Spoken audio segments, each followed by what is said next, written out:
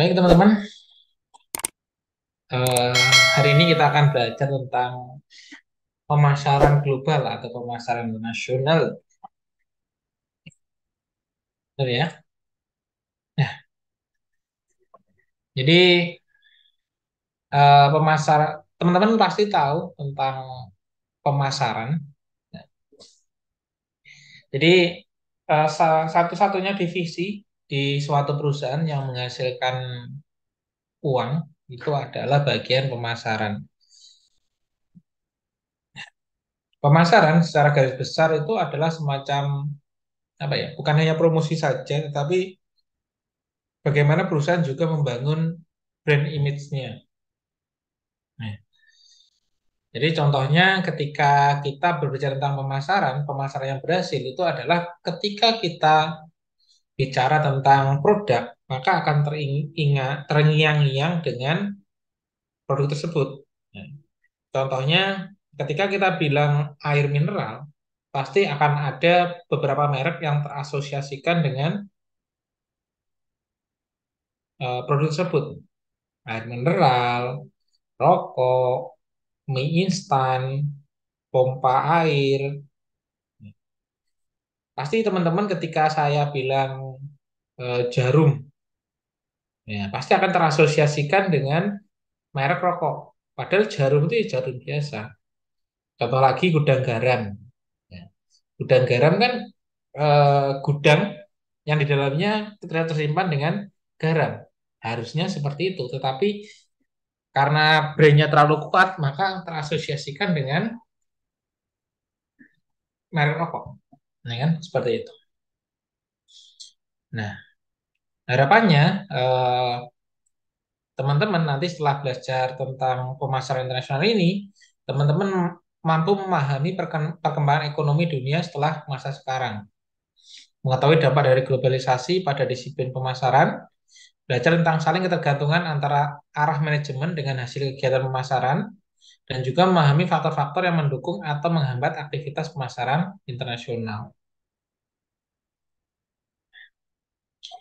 Yang pertama, ya, jadi pemasaran itu merupakan disiplin universal secara umum. Yang pertama, pemasaran yaitu proses memusatkan sumber daya dan sasaran hasil dari suatu organisasi pada peluang lingkungan dan kebutuhan. Ya. Jadi pemasaran itu akan ada ketika di dalamnya itu ada peluang, ya, ada peluang. Ya, jadi bagaimana perusahaan memberikan barang atau jasa sesuai dengan kebutuhan pelanggan. Itu untuk pengertian yang pertama. Pengertian yang kedua adalah kumpulan dari konsep, alat, teori, kebiasaan, prosedur, dan pengalaman. Ya. Jadi ada kalanya pemasaran itu tidak hanya tentang peluang saja, tetapi bagaimana perusahaan juga menciptakan kebutuhan yang seharusnya itu tidak ada menjadi ada, yang seharusnya tidak butuh menjadi butuh. Walaupun pemasaran adalah sebuah disiplin ilmu yang bersifat universal, pelaksanaan bervariasi dari negara ke negara. Nah, maka dibutuhkan yang namanya pemasaran internasional karena perbedaan. Ya. Jadi ada satu produk itu yang memang laku di Indonesia, tapi ketika dibawa di Malaysia, ketika dibawa ke Jepang, ke Korea, itu pun bisa jadi tidak laku seperti itu.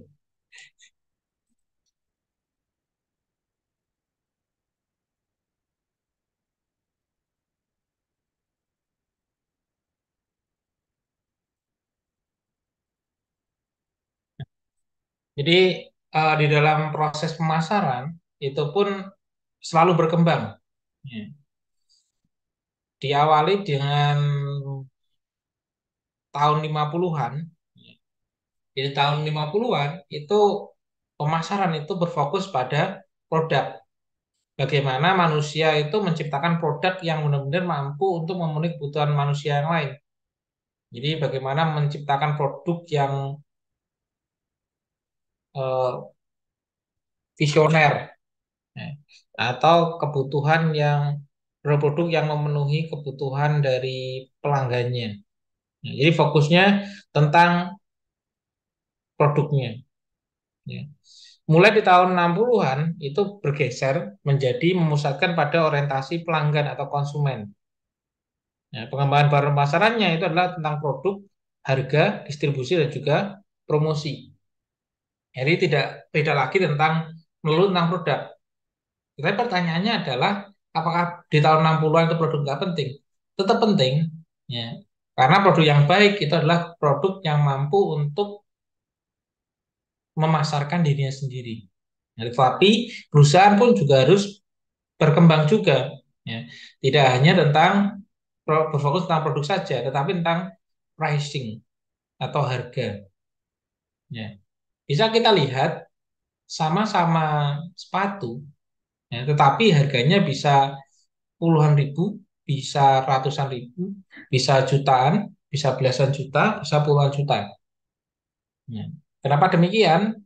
Kembali lagi memusatkan pada orientasi pelanggan. Ya.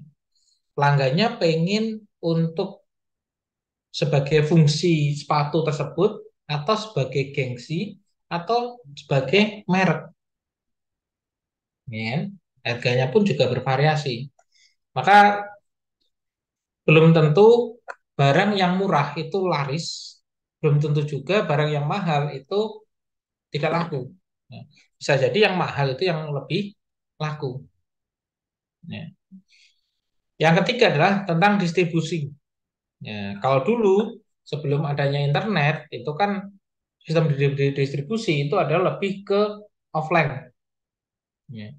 Pertanyaan sekarang adalah apakah perusahaan hari ini juga masih menggunakan distribusi offline? Jawabannya adalah masih banyak produk-produk yang menggunakan pemasaran distribusi secara offline karena produknya lebih powerful ketika offline. Ya. Ini pun juga sama. Jadi sistem sistem distribusi ini sangat penting sekali. Ya. Bisa jadi teman-teman itu kalau dulu sebelum ada internet itu kan ketika kita butuh barang dan kita itu susah untuk mendapatkan, maka akan tergantikan dengan produk yang lain. Tetapi saat ini dengan perkembangan zaman, dengan adanya internet, jarak dan waktu itu sudah terdistrupsi. Ya. Saat ini pun kalau dulu itu kan ketika kita buka rumah makan itu harus di tempat yang strategis. Saat ini banyak juga warung-warung atau ghost kitchen, ya, yang dimana mereka tidak punya lapak nih, tetapi bisa jualan. Ya, dan itu juga ada yang laris juga. Ya. Berikutnya adalah tentang promosi.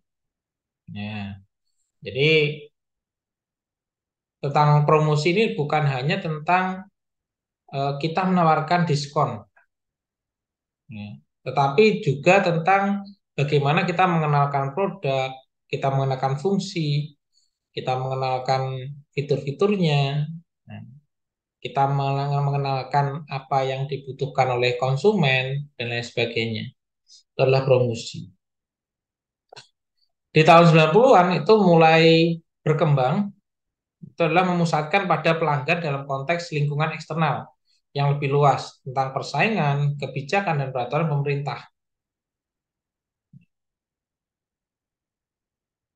Jadi ada kalanya ya, di tahun 90-an itu tidak hanya tentang produk, tapi juga berkaitan dengan persaingan antar produk. Ya, itu pun perlu dipikirkan. Yang kedua adalah memusatkan perhatian pada nilai-nilai daripada pihak yang berkepentingan. Ya, para karyawan, pelanggan, pemegang saham, dan juga masyarakat. Nah, jadi tentunya eh, empat hal ini saling berkaitan. Ya. Para karyawan inginnya gajinya itu naik tiap tahunnya. Pelanggan itu menginginkan produk yang berkualitas. Nah, pemegang saham ingin mendapatkan keuntungan yang sebesar-besarnya. Masyarakat juga ingin mendapatkan impact atau dampak dengan adanya perusahaan tersebut. Jadi empat hal ini yang akhirnya membuat semacam lingkungan, ya kan? Lingkungan yang kondusif. Ya. Contohnya adalah masyarakat itu mendapatkan dampak dengan adanya CSR dari perusahaan. Nah, pemegang saham itu mendapatkan bagi hasil dari dari perusahaan. Ya. Pelanggan mendapatkan produk yang berkualitas. Ya. Sehingga karyawan itu mendapatkan gaji yang sesuai dengan harapan mereka. Ya. Jadi tidak menutup kemungkinan bahwasanya kenapa harga-harga tiap tahun itu naik. Ya karena ini ya, empat hal ini saling berkaitan. Nah, seperti itu. Nah, di masa pemasaran saat ini ada dua tugas pokok pemasaran. Nah, yang pertama adalah memusatkan pada pelanggan dan lingkungannya. Yang kedua adalah menciptakan nilai untuk konsumen dan pemimpin pasar atau pihak yang berkepentingan. Yang kedua adalah bergeser ke arah memusatkan pada persekutuan pelaksana strategis, memposisikan perusahaan di dalam rantai nilai atau chain value untuk mengoptimalkan hasil ciptaan nilai. Yang ketiga adalah keuntungan adalah ukuran sukses bukan merupakan akhir dengan sendirinya. Nah, maksudnya gimana? Kalau kita berbicara tentang pemasaran 3.0, nah, saat ini masyarakat atau konsumen itu tidak lagi mempan terhadap keunggulan produk. Contohnya air mineral itu ada yang pH 8 plus dan lain sebagainya. Masyarakat itu tidak terlalu peduli dengan itu, tetapi lebih diarahkan kepada manfaat ketika teman-teman tuh mengkonsumsi air mineral tersebut. Air mineral ini menyehatkan.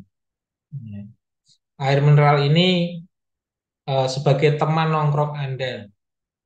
Ya, produk ini menjadi gaya hidup Anda. Ketika Anda mengkonsumsi produk ini, maka Anda akan kelihatan wah. Contohnya adalah ketika kita pergi ke Starbucks. Hmm. Kita kan eh, prestisnya itu selalu akan foto-foto di sana. Ya, untuk apa? Untuk menunjukkan bahwasanya aku loh mampu untuk nongkrong di Starbucks. Meskipun pesennya cuma kopi. Kan? Seperti itu. Ada lagi ketika teman-teman punya uang pengen beli tas Hermes. Nah, contohnya seperti itu. Itu pun juga bukan sebagai fungsinya. Dia membeli bukan hanya sebagai fungsinya, tetapi juga sebagai prestis. Ya, oh, kawan teman-temannya itu tasnya Hermes. Masa sih saya nggak beli Hermes?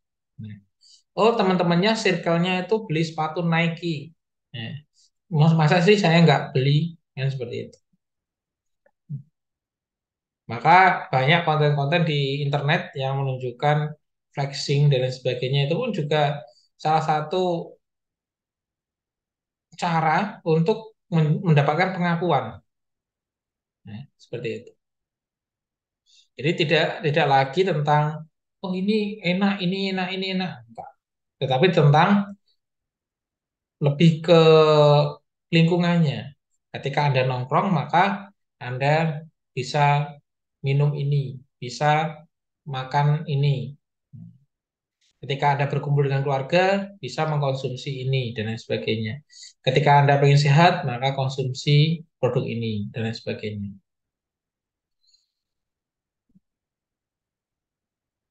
Ya.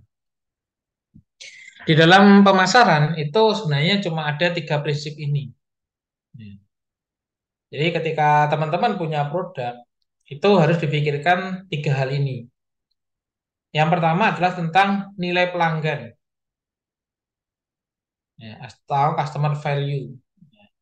Jadi apa yang didapatkan oleh konsumen? Ya. Hal apa yang menjadi yang akan dirasakan oleh konsumen? Dari mana? Dari pemusatan, fokus. Nah, jadi konsumen pun itu tidak, kita tidak bisa membahagiakan atau mencukupi kebutuhan dari semua orang. Tapi kita harus fokus ke satu pelanggan. Kita fokus ke satu pelanggan, kita berikan nilai atau value yang tepat kepada pelanggan tersebut.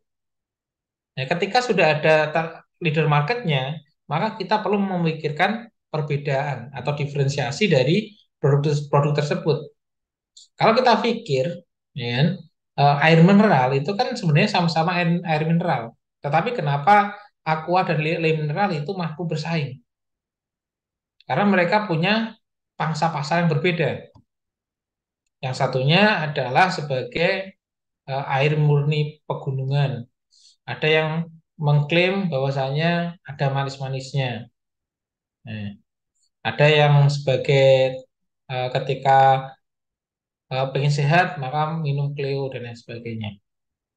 Ya, itu pun punya pangsa pasar masing-masing. Ya, kalau pengen minum sehari-hari maka ini, kalau pengen penyembuhan minum ini dan lain sebagainya. Lebih ke seperti itu. Jadi tiga hal ini yang akan membuat perusahaan itu tetap eksis. Ya.